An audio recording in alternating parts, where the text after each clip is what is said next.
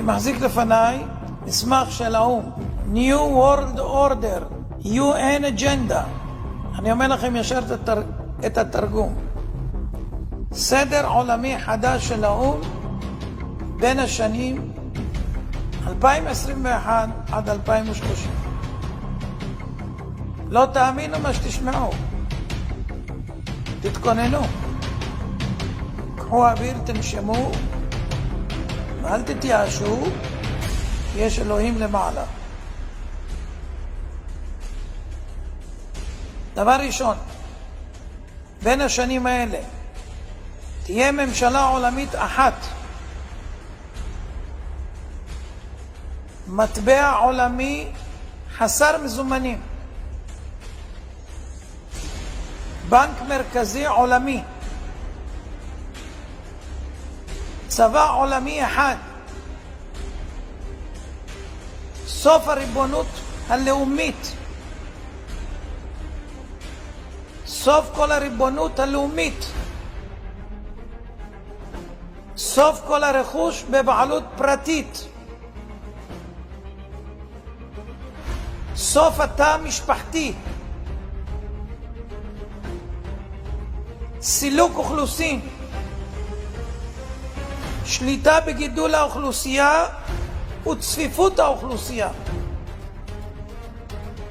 חובה מרובה בחיסונים,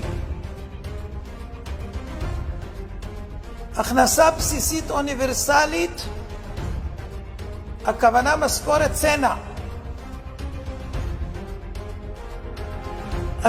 השתלת מיקרוצ'יפ לרכישה, נסיעות, מעקב ובקרה,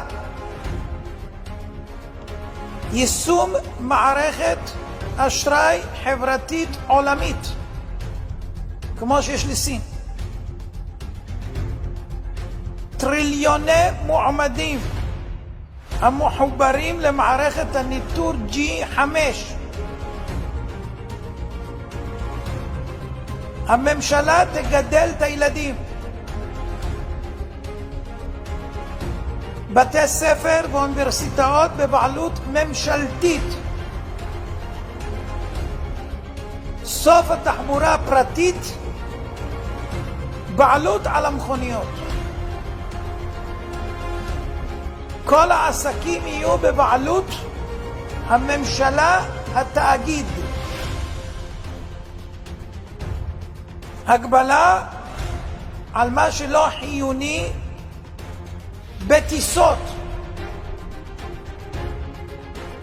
בני אדם ירוכזו באזורי התיישבות אנושית, ערים,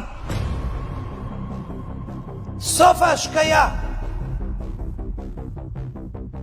סיום המשק הפרטי החי והמרעה,